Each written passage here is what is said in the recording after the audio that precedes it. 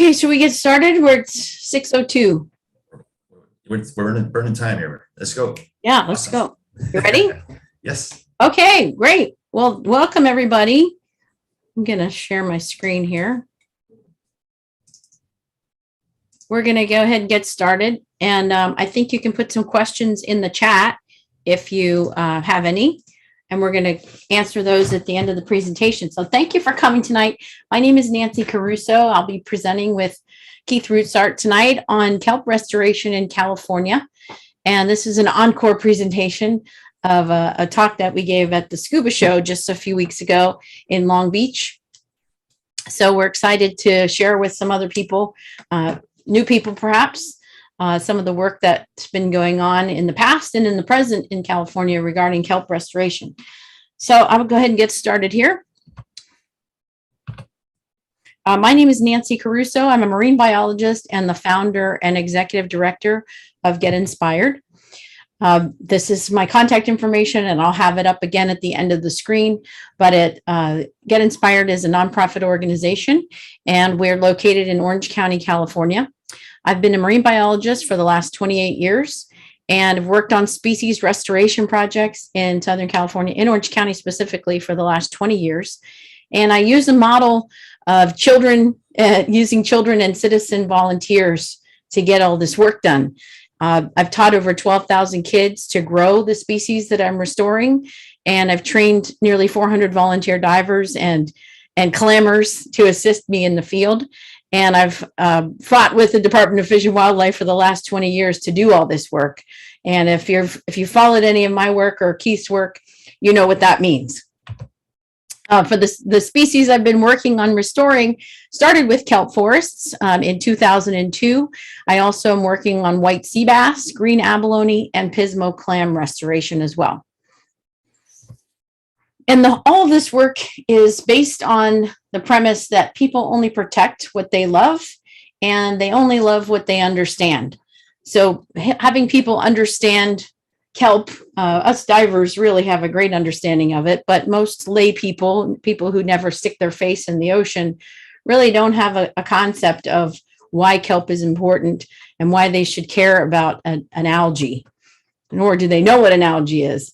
My goals are to educate students about aquaculture through all of these projects, and kelp forest ecology, biology, and ocean chemistry, involve the community in these projects, and of course create ocean stewards. The after effects are hopefully to have these students, vote for protection of kelp forests and vote for funds to protect kelp forests in the future. And lastly, the goals of the project are to restore the species on our coast.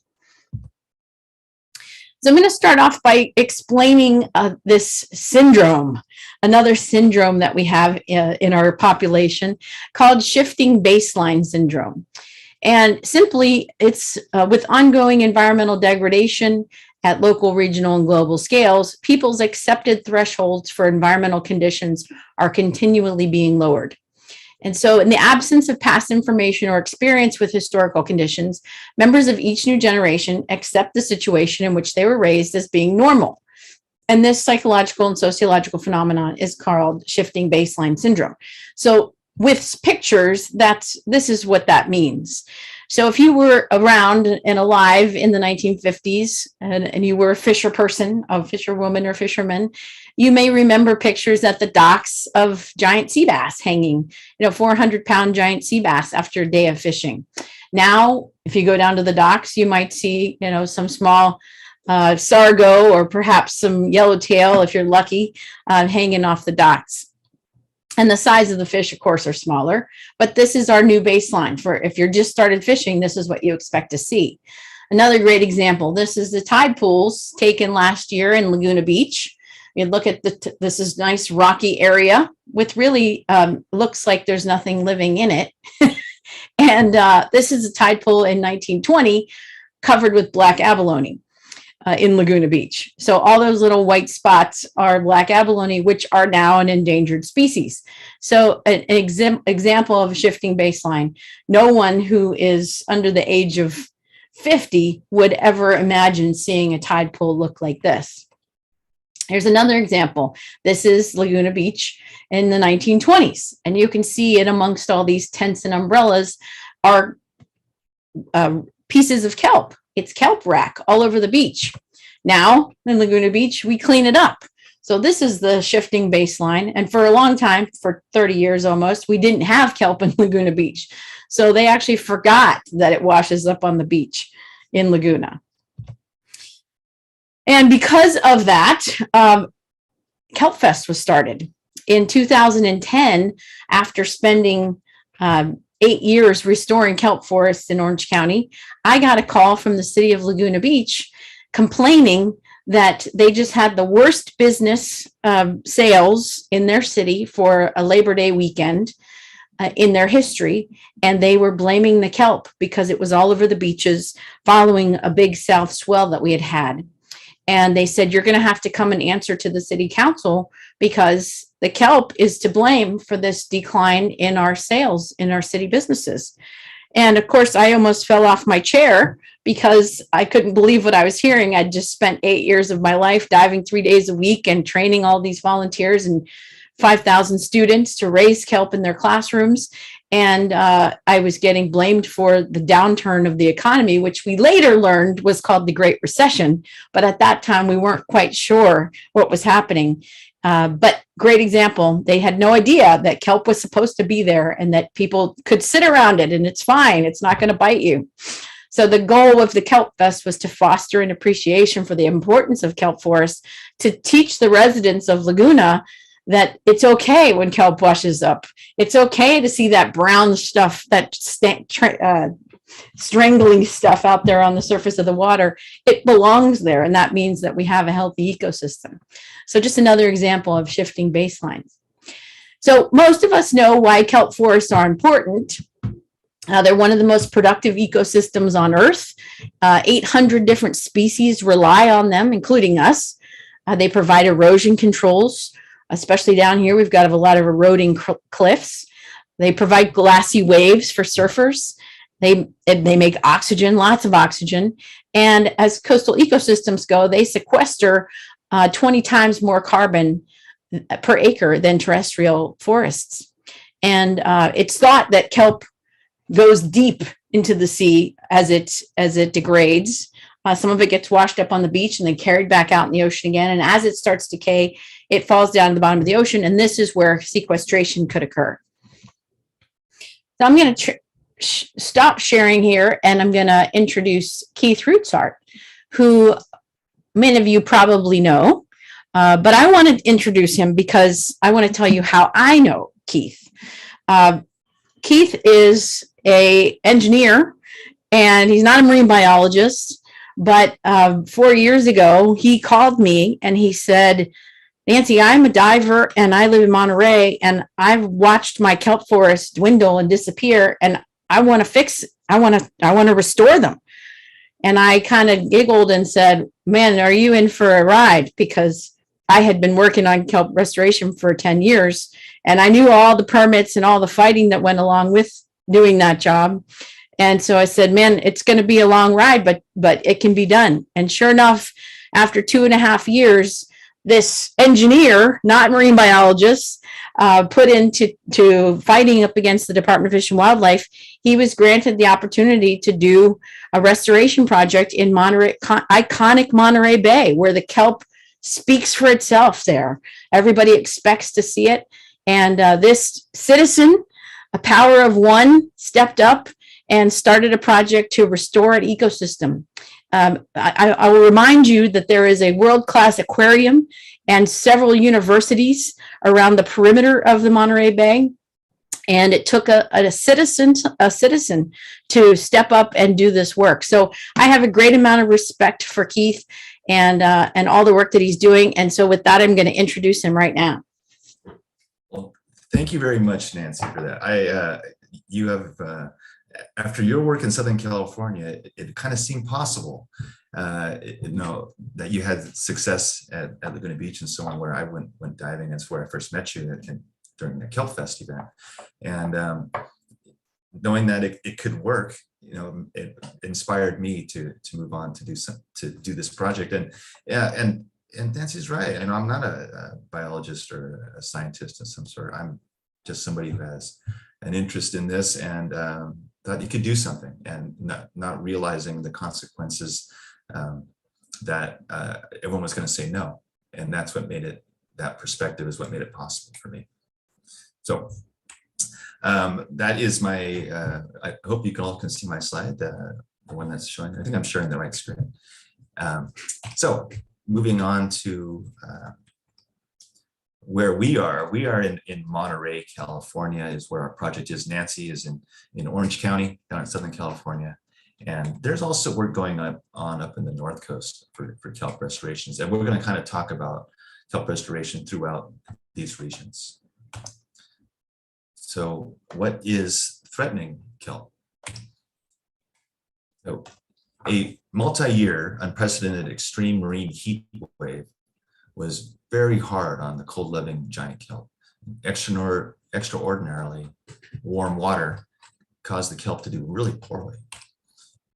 And in 2013, I was diving in the cold waters of Puget Sound in Washington State, and I saw these many huge 20-armed sea stars that looked like they were turning into goo. And what was happening was sea star wasting disease that caused these stars to disintegrate right on the reef or the sand and leave this ghostly white star shape behind. The disease quickly decimated many starfish over the entire West Coast, from Baja to Alaska, almost simultaneously.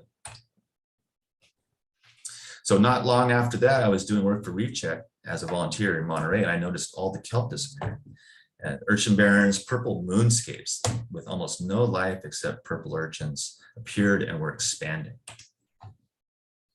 Here you can see that Reef Check surveys showed a huge jump in Monterey's purple urchin population beginning in 2013. So kelp needs cold, nutrient-rich water. And when there was less kelp debris drifting into the cracks where the urchins normally live, then the urchins ran out of food. And they came out of the cracks and moved into the kelp forest, and the urchins began eating the holdfast where the kelp is attached to the reef. And the entire kelp rips up, ends up washing onto the beach. In less than 3 years, many pristine kelp forests in Monterey went from this to this. I thought the situation was pretty bad in 2015, but when a long-established marine refuge at Lover's Cove in Pacific Grove, it's just was a spectacular kelp forest, and it's filled with hundreds of animal species, became an urchin barren in 2017. I thought, we urgently need to do something about it. So sometimes it takes someone looking at a problem from a different perspective to be willing to take on the problem.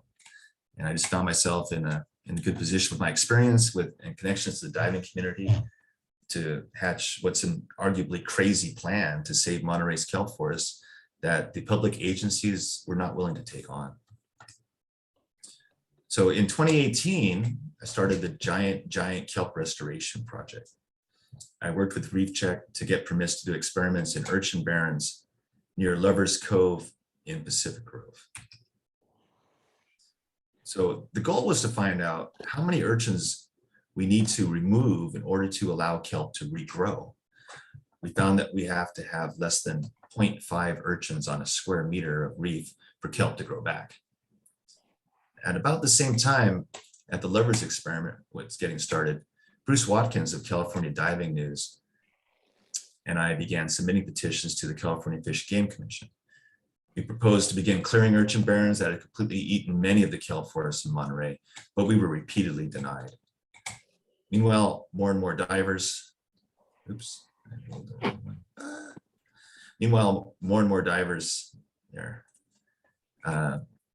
began joining me in the efforts.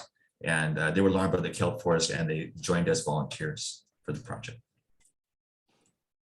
So eventually, with the help of hundreds of volunteers sending letters of support and speaking out at Fish and Game Commission meetings, last April in 2021, we were given permission to begin working on clearing the urchin barrens in a part of Monterey called Tankers Reef.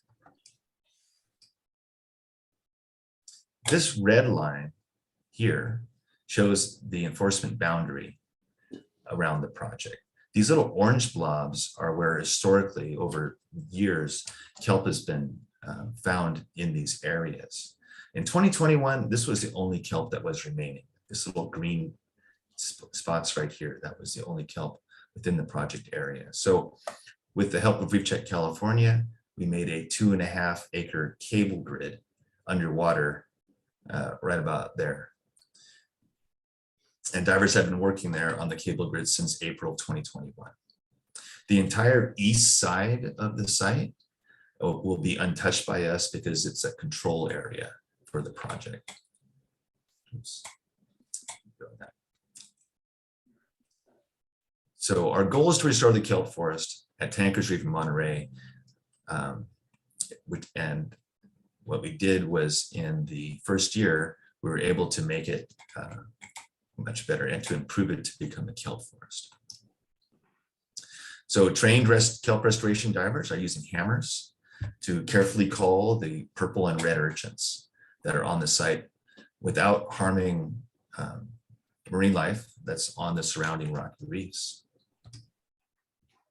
Our target is to reduce the urchin population to below 2 per square meter so that young kelp can settle and grow. Divers report their data online, so our scientific monitors can analyze our progress. And culling urchins on the grid is a year-round effort. We had storms keep us away at the end of the last year, but we are getting into the water very often this year. And culling in the winter is very important because the urchins move into the kelp forest during the winter and eat the live kelp. And they also aggregate to spawn, so which makes it a more efficient way and time to cull them. And this is some of the most recent results. These are updated since the scuba show. So what you can see is the purple urchin density on the restoration grid. When this is before we started doing surveys, before we started doing culling, it was 7 urchins per square meter.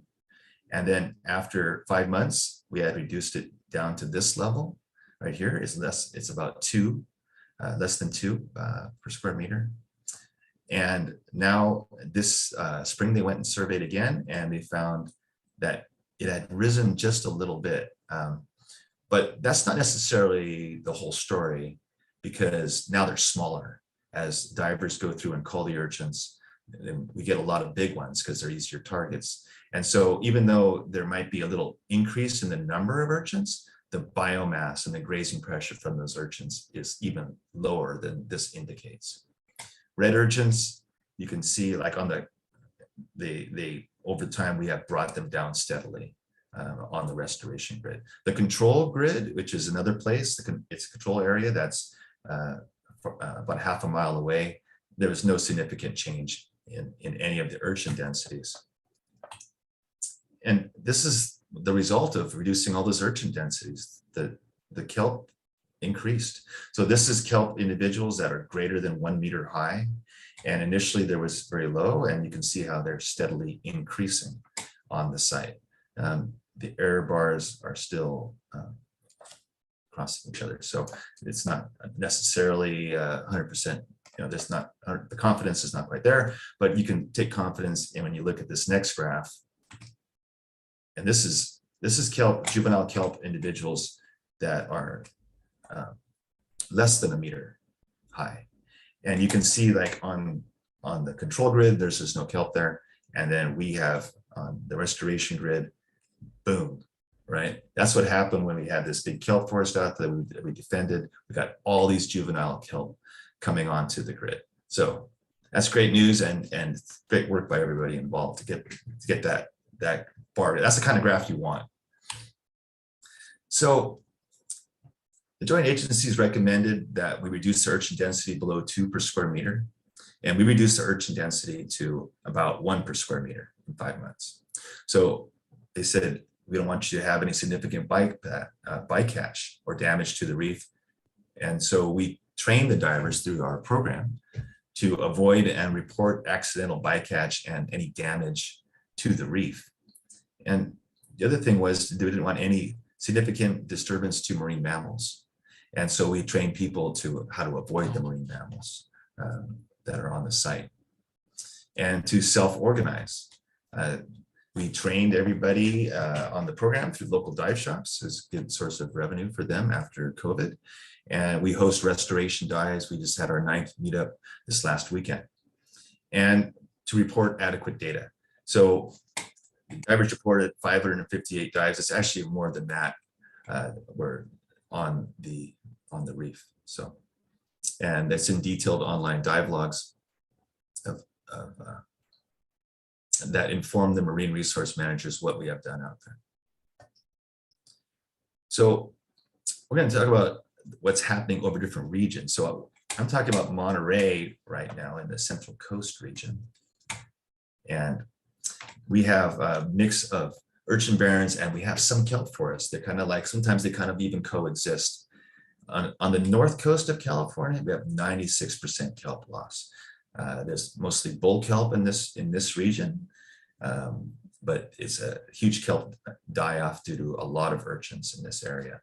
Channel Islands is experiencing significant kelp loss at Northern Channel Islands. And then in the south coast, where Nancy has done so much of her work, is now being threatened by sargassum.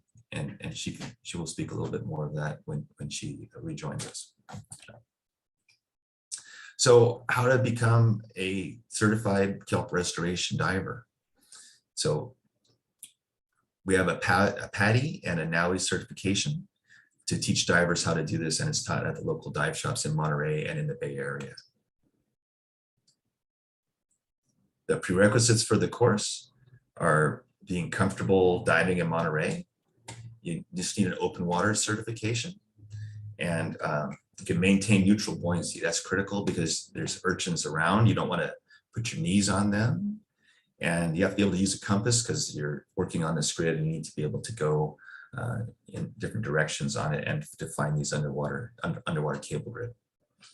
What you'll learn is the kelp forests and urchin barrens, what the differences are. You learn about sea urchin anatomy and behavior, and how to practice effective conservation-minded culling of urchins. And to report invasive species and otter disturbances, and where to go and to dive, and how to get assignments, and how to collect and report your data online. So kelp restoration divers have many opportunities on the site to dive on the project. And Beach Hopper 2 runs discount charters to Tankers Reef alternating Wednesdays and Thursdays. And the 85-foot vision is coming to Monterey for 2 days in June. So you can join us coming Monday and Tuesday, and we'll buddy you up with people, and it'll be fun. I'll stop right there.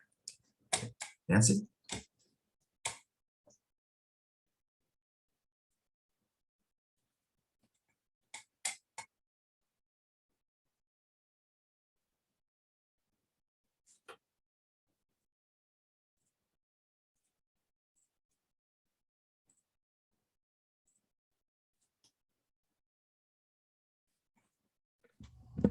Okay, can you hear me? Yes. Very good. All right, so the Southern California Giant Kelp Restoration Project actually started in 2001. And this was essentially after the collapse of the kelp forest. I'm going to explain to you how that happened. But it was a project that spanned the entire Southern California Bight. It was funded by NOAA. Was federal funds that were given to nonprofits. Actually, there's a keeper organizations in Santa Barbara, Los Angeles, Orange County, and San Diego. And it was a requirement to include outreach and community participation. And after the project funding was ended, LA County kept doing kelp restoration. They're still doing it right now. It's changed hands several times. And during that whole project period, I also changed hands several times. I worked for different organizations while I was doing the Giant Kelp Restoration Project, kept getting laid off. And so I eventually started my own organization so that I could keep doing it. I hadn't finished the project yet. So I finished out restoring kelp under my own organization, which is called Get Inspired. So the Orange County Kelp Restoration Project is what I'm going to focus on now. All of the information about the regional project is available. I can get that to you if you'd like. We produced State of the Kelp reports with information on the restoration techniques we used, as well as the success we had and how many students, how many divers, all of that, all the invertebrate counts, algal counts, fish counts that we did all during the project as well. The Department of Fish and Wildlife, the Army Corps of Engineers, the U.S. Navy, the Coastal Commission, and the state parks should also all have these reports should you need them, because we had to do quarterly reporting to all these different permitting agencies as well. But the project in Orange County spanned from 2002 to 2012. So I ran that project for 10 years, and essentially I had to stop because of the implementation of the marine protected areas. They told me I could no longer do restoration because they were starting marine protected areas. And this is a little bit of a touchy subject now because restoration is really restricted in marine protected areas. I know that's counterintuitive, but I'll get into that. So this is an aerial survey, a drawing of an aerial survey that was created in 1979. And fortunately, in Southern California, there's a group that was doing aerial surveys of our kelp forests for 50 years. Northern California has no such information, but because of the regional water quality control boards down here impacting our local kelp forests, they have paid for a group called Marine Biological Consultants to do aerial surveys for the last 50 years. And actually further back than that, Wheeler North was doing aerial surveys over Southern California. So we have a lot of historical data. And this map represents Crystal Cove State Park. It's a 3.5 mile long park, but this is just a section of Orange County, and all those little black dots that are all over the coastline there represented a continuous kelp forest that existed in 1979. In 1983 was the largest El Nino in recorded history, and as you can see, all those little black dots pretty much disappeared. In 1984, they did not come back, and actually nothing came back, and that's why I started kelp restoration in 2002. And it turns out that El Nino was the straw that broke the camel's back. 1984, there we go. We actually ended up with urchin barrens, very similar to what you have up there, except we had red urchin barrens as well in some of our locations. So we had a lot less, of course, fit in a square meter, but we had areas that were completely covered with red urchins, and we had areas completely covered with purple urchins, and we had some areas where they were mixed as well. And the whole reason this happened, it was very different than what happened up in the North Coast. First, we killed all our otters in the late 1800s. We don't have otters down here anymore. And so that was one predator removed from our ecosystem. Of course, urchins are one of the food items that otters do eat. But we know now from studying Monterey that they are not the end all be all of protecting kelp forests. We also built a lot of homes down here. I don't know if you've ever been to Orange County, but we really don't have any open space. Everything's covered with concrete, except of our schools, the grounds, the soccer fields, cemeteries, and a few regional parks. So we basically paved over everything, and we have a lot of turbidity in our local waters because of runoff. So we have about 3.5 million gallons a day that runs off of Orange County just from washing cars, sprinklers, and people's houses. And that carries a lot of crap with it into the water. So the water's cloudy, and sun doesn't get all the way down to the bottom like it used to grow. Kelp in the early 1900s, we actually have records going back to 1913, where kelp grew in 113 feet of water. It doesn't grow that deep anymore because our water is simply not clear enough to get the sun down that far. And then the El Nino of 1983 was really the last straw. I mean, it broke apart our local beach piers and unfortunately ripped out the last of the kelp forests that were hanging on. And those urchin barrens were accumulating up until that El Nino. And then this is what resulted after the 1983 El Nino. There was just miles and miles and miles of beach with all the kelp forests washed up on them. And it never recovered after that. So I got involved in this project in 2002, started the project, trained 287 volunteers to outplant and monitor kelp. Also, we picked up urchins. We weren't allowed to smash them at that time because there was a folkloric tale that if you smashed them, they would reproduce. And nobody had ever actually tested it in a lab. It was just a wives' tale that had been handed down for generations, literally. So we had to pick every one of them up with our hands, put it into a basket, then put it into a lift bag that we could lift up, hundreds of pounds, and take them offshore and dump them in 600 feet of water. So every urchin literally passed through our fingers to get it off the reef. We got really good at that. So I taught 5,000 kids to grow kelp in their classrooms, and that kelp was then outplanted on the reefs. They grew them in small little nurseries. You can see not very high tech, just Home Depot parts and a chiller. And the kids would get them to release their spores in the classrooms. Here's some of the pictures of the divers. Like I said, we put them in laundry baskets. And then that picture over on the right was one of our big urchin rodeo days where we'd just bring the urchins up to the boat, dump them into trash cans, and then we'd go offshore and dump them in 600 feet of water. And then we outplanted kelp using small pieces of non-glazed bisque tiles cut into 1-inch strips.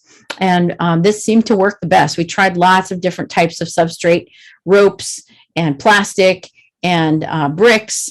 But these little tiles, actually, you can see the little baby kelps. We planted them when they were only a few millimeters in length and rubber banded them onto the reefs.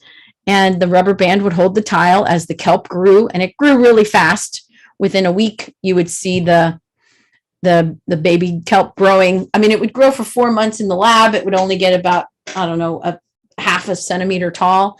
And then when we put it into the ocean, it would grow a foot in a week. And it would outcompete all the other baby kelps on that tile till it was the only one on there. And it had the holdfast, you can see, is stretching over the tile and touching the reef, and it would attach to the reef. And then the tile would be just inside the holdfast. I still find them to this day, but they are all, believe me, we had to have everything tested by the Coastal Commission. I had to have CEQA permits, CEQA tests, reports written about the stuff, but that's 100% rubber band and just non-glazed, unleaded tile.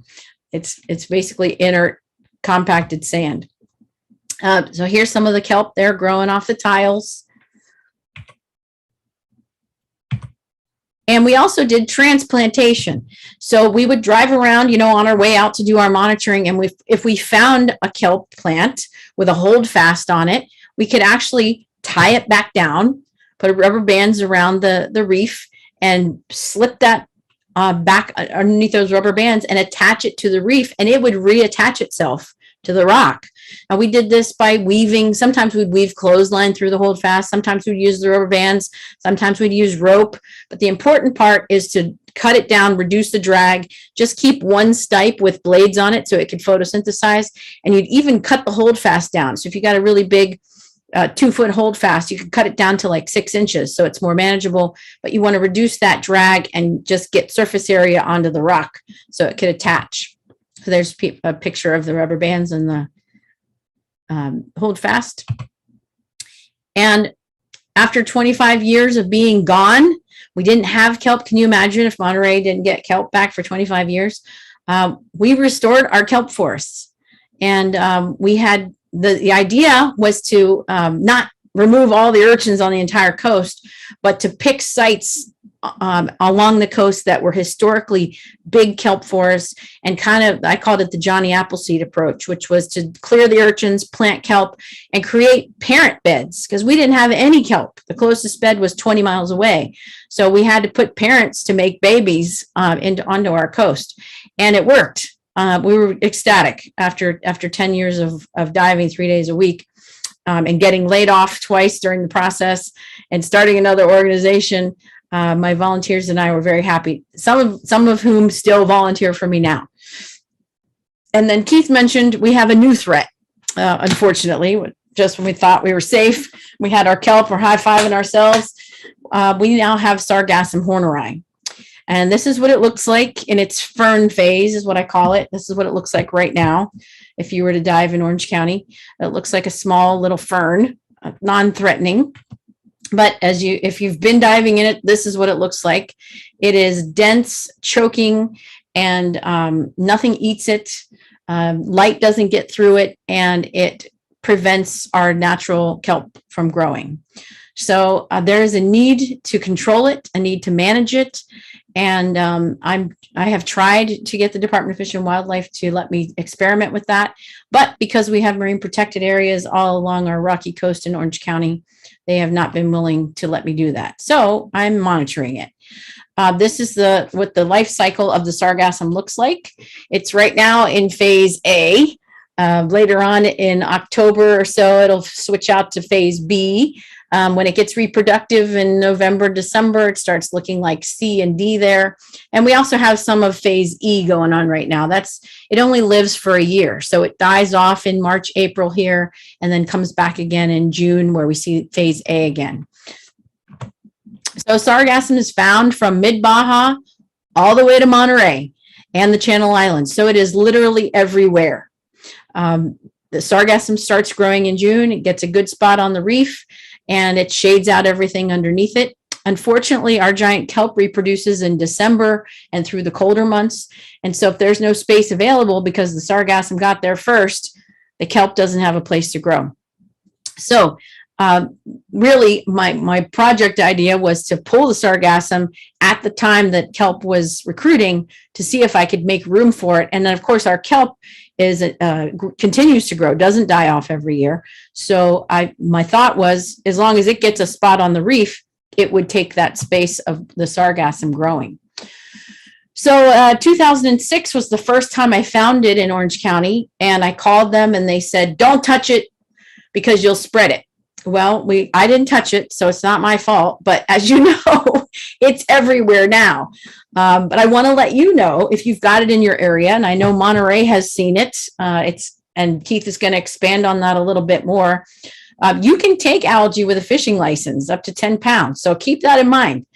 This is an algae, and it is possible to take. So nothing's being done by the Department of Fish and Wildlife. They've tried a few projects. Unfortunately, they did it during the warm water blob, where they were removing sargassum to see if they could get kelp to grow. Well, the water was 70 degrees at Catalina when they did that. So of course you can't get kelp to grow. So unfortunately their tests were done at a really bad time. I was hoping to do it this year when we had a La Nina, but they wouldn't let me.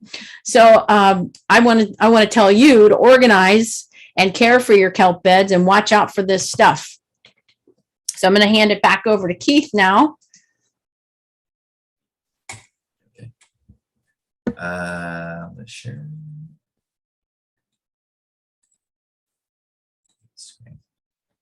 Sure.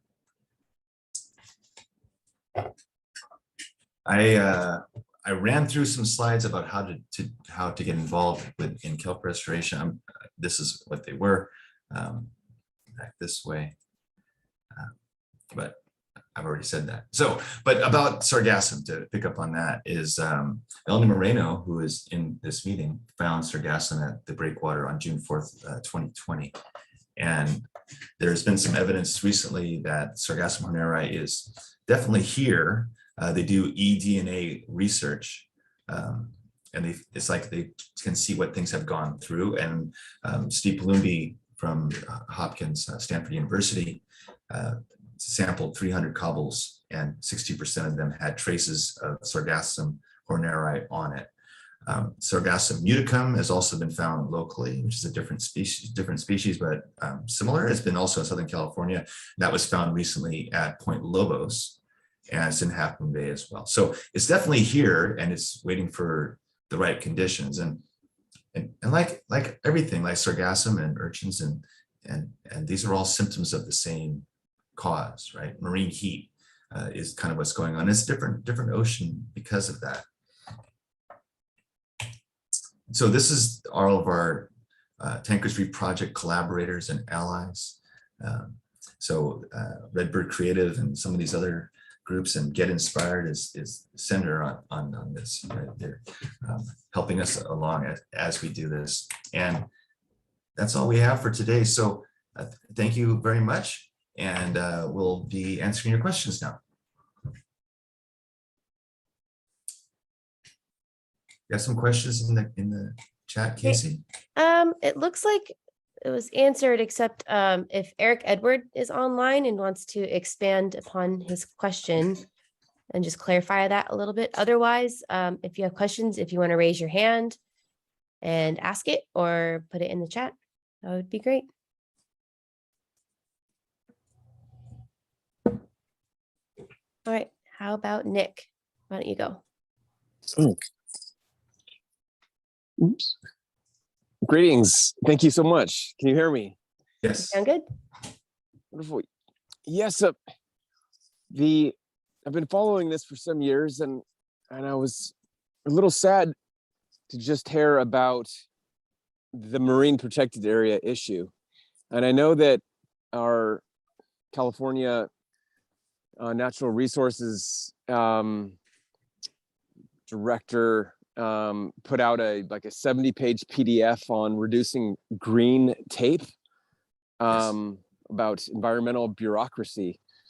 And so I'm just wondering if this is, if you could just speak a little bit more about why we have this huge movement to restore our kelp, yet it appears, and I assume all good people in California Fish and Wildlife, yet no agility or no nimbleness to pivot as needed so we can all work together. I'm just curious if there's any insights there. Yeah, I'll take a first stab at it here. Yeah, there's a lot of movements. I mean, there's a 30 by 30 plan that's at the federal level and at the Department of Natural Resources, where they're trying to restore 30% of the land and the sea by 2030. And although there are a lot of initiatives and funding for terrestrial issues, there is no funding for anything below the waterline. I like to use the analogy of the horse with no name, right?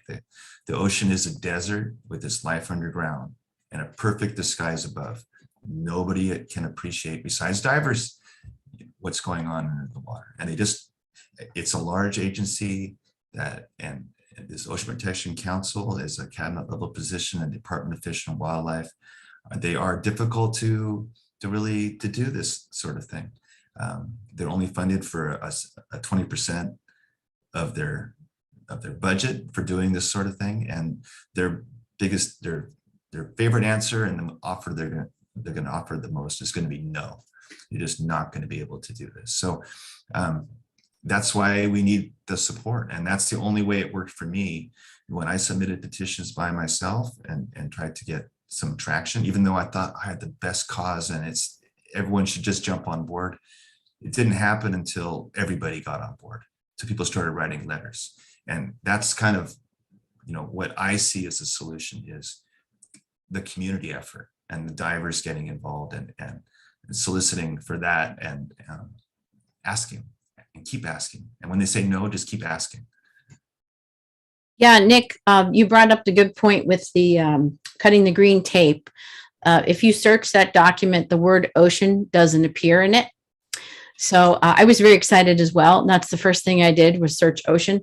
It's just for terrestrial work and dives into a little bit of wetland work, but they did not include our ocean. So there is a movement right now to create a cutting the blue tape initiative. And the Aquarium of the Pacific is working on that. I just put an environmental attorney in touch with them because I want to create some momentum. The Aquarium of the Pacific is a great ally to us people who are looking at the department and shaking our fists and saying, what are you doing?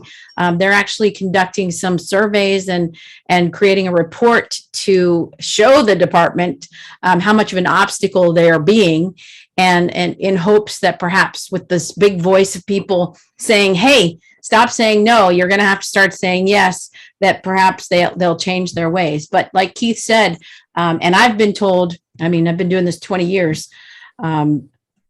the needle doesn't move unless the public cries out.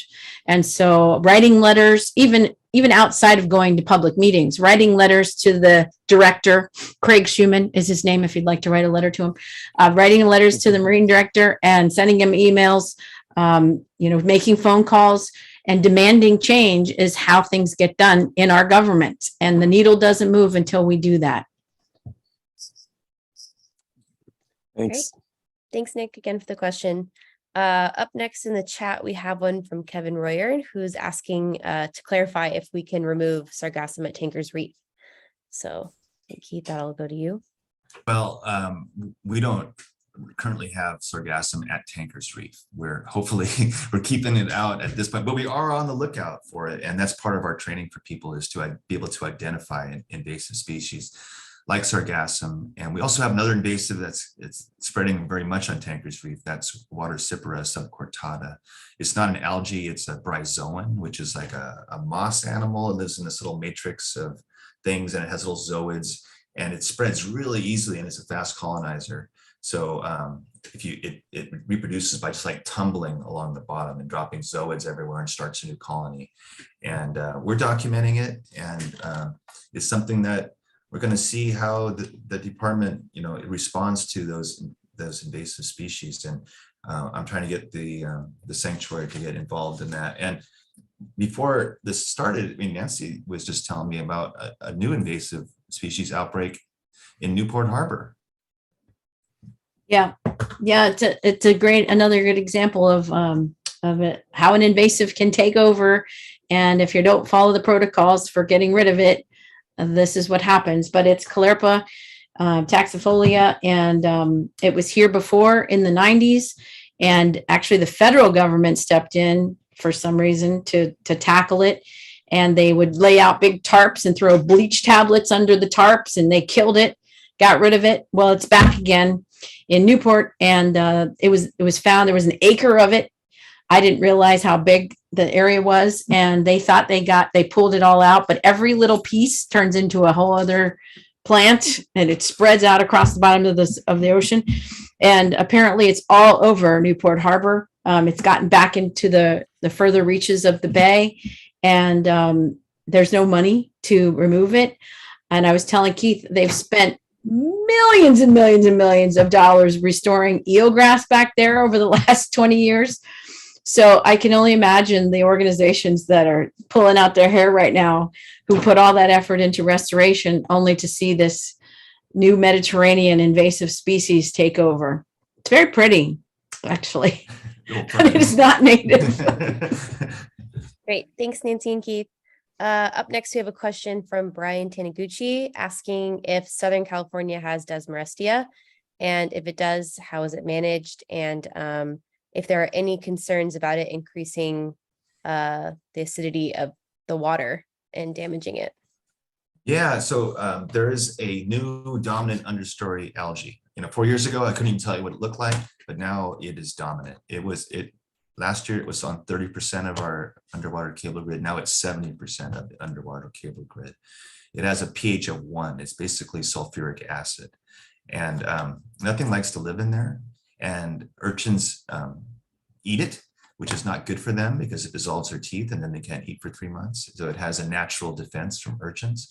But the water is not locally acidic. The ocean is just too big of a body of water for it to be affected that way. But if you take it out and you put it in a bucket, it will quickly senesce and become a very acidic body there. So you don't want to put it in a bag and then haul it out, throw it in a dumpster, and then it'll eat through the dumpster, because it's acidic like that. So it's something we need to, make it part of our strategy, I think, in the future. And we have permission, as Fish and Game, with our licenses, to remove 10 pounds of wet weight of seaweed. So it is part of our plan in this coming year to experiment with removing it and see what the effect is of removing the Desmarestia. To answer your question, Brian, he asked if Southern California has it. I know that it is down here in Southern California. Here in Orange County, where I live, I've only seen it a couple of times, and I'm happy about that. And I'm just doing a whole series of surveys right now on our entire coast, where I drop in on the major reef systems and survey our kelp, and I don't see any right now either. So thankfully, we don't have it here. Yeah, they do have it on the north coast. They were saying that around their restoration sites on the North Coast. They're finding Desmoresti up there too. Great, thanks. Up next, Barbara Davis asked, and this is directed at Keith, what are the next steps with Fish and Wildlife? At the last meeting, they did not approve our urgent petition for expanding our efforts into the MPAs. So are there other areas we could look at?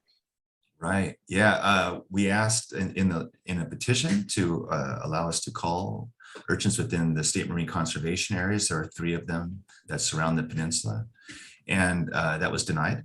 But we are applying through a scientific collecting permit. Dr. Schumann, who Nancy had referenced, came out to Monterey and dove on in the bay and said, work with the department to develop a scientific collecting permit. So we proposed one, and we're working through some negotiations right now to try and get 3 sites in the bay and 3 sites in Carmel. And we're waiting for that first meeting. They're probably going to slow walk us. That's just how they operate. So we'll have to see how that shakes out. And when we get permission for that, Barbara, you'll be the first to know. Yeah, we'll definitely let everyone know when we want your support for sure. Yes. And then maybe along those lines, Brian Taniguchi asked another question about putting together a list of names or addresses of people or organizations that we could lobby to help get through some blue tape, and how we should word those letters. Watch out for when we need your help. I just posted Craig Schumann's name, the Marine Director at DFW. You can email him. Just Google his name and his email address will come up. But Keith and I and Keith's colleagues up there will be reaching out throughout all of this process when we need help, when we need people to write letters and emails to put the pressure on the department. So watch for that. But the blue tape, it's not even an initiative yet. It's in the works of being talked about. So again, watch, get on our email, our newsletters if you haven't done that yet. And we will let you know when it's time from our perspective to start hammering the department. But you can send them emails at any time and just say, hey, we pay your salaries. We want you to do this. Make sure you're taking care of our kelp forests. Right. And Nancy had spearheaded an initiative at the state legislative level to establish AB 63 with Cody Pietra-Norris out of Orange County to make restoration legal within the state marine conservation area. So there's another avenue. I mean, your local Senate and Assembly members are people you can contact too. Yeah, they're actually much more powerful. So believe it or not, the Department of Fish and Wildlife forgot to put the word restoration in the allowed activities in the state marine conservation areas. And I'm about to outplant 10,000 abalone. I was asking for permits and they said, no, you can't do that. It's not allowed. So I had to spend 1.5 years writing a bill to add that word to the permitted activities for the state marine conservation areas, which hopefully now will help with kelp restoration up in the North Coast and in Monterey, and will help me restore our abalone down here. Right. Yeah. And went through the state legislature unanimously. I mean, they're on board. It's just at this one marine resource managers level, that's where things are not working out for us and they're turning it away. So something to work on. We'll get there. Patience. Great. Okay. And I think so far our last question in the queue is from Scott Parsons asking if the cooler than normal water temperatures this spring improve kelp restoration numbers. Oh, you bet. Kelp loves that cold, nutrient-rich water, that upwelling. I know it's hard for us when it's 49 degrees in the water, but it's really good for kelp, right? So the good news is bad news. We did have warm water last year. We had 60-degree water for 2 months and a red tide, and it was not good for kelp. It lost all its leaves, and bryozoans came all over it, and that we lost the canopy at that point. So yeah, cold water is really good, and we're thankful for that. But we have the same thing down here. We lost all of our kelp forests after our restoration. So I was waiting for an El Nino so we could test the resiliency of the kelp. And instead we got 2 years of warm water and 2 years of El Nino warm water. And this year was the first cold year down here. And we have the best kelp forest since 2014. Densities are very high. And this is kind of the test of our restoration, to see that resiliency again. So we're very happy to see our kelp back. Great. And we just had 2 more questions drop in the chat, and just it's almost 7 p.m. So maybe these will be our last 2. Chris Sure. Kern asked if we're also working with the governor's office. So maybe each of you can take a quick turn at that one. I am not working with the governor's office. The governor's office is advised by the Ocean Protection Council. It's a cabinet level position. And we've been having conversations with them all along. The Ocean Protection Council, Mike Escrow, is in charge of the Kelp Forest program with the Ocean Protection Council. And they have money, they have funding through Prop 68. And there's opportunities at the state level and at the federal level to fund a lot of these things. And the Greater Farallones National Marine Sanctuary just got $2.7 million to restore kelp with people that have never done it before in a place that's never done it before. So there is opportunities there, I think, in the government level. But the best way is, you know, private donations, and there's a lot of philanthropy, and those are efforts that don't have a lot of strings attached, you know, that you can, I think it's a better opportunities with them to not have lots of other conditions attached to those funds. And Nancy, do you have anything to add? But the governor was not helpful to me. I had to go through my local representative. All right, good to know. All right, and I think the last question is from Brian Taniguchi, who has a lot of great questions today. He's asking about the status of restoring sunstars in the Puget Sound, and if that can help us down here. Yeah, Joe Gallego, I forget how to pronounce his last name. He has a project going at Friday Harbor Labs in the Puget Sound, and they have successfully raised adult sunflower stars at the lab. There are some in the wild, even in Washington State, and we are hopeful to be able to reintroduce them at some time. It's actually an effort by one of our volunteers from the project, Vince Christian, who is one of our generous volunteers. He's also has a sunflower star lab at his garage in Pebble Beach, and it's now formed a nonprofit, and they are going to replicate the work that's done at the North Coast in Monterey, hopefully be able to reintroduce them. But you have to put them in a place that's a healthy kelp forest. So that starts with us. So. And he's going to need the help of everybody writing letters to get permission to do that. So stay tuned for that. Yep. Yeah, be careful what you ask for. All right, and I think with that, that's the last of the questions. So very good. Great job and awesome questions. This was a great Q&A session. Yeah. So thank you, Keith and Nancy, for a great presentation. Thank you. Thank you so much for coming. Anybody needs to get a hold of us, you can send us emails or give us a call.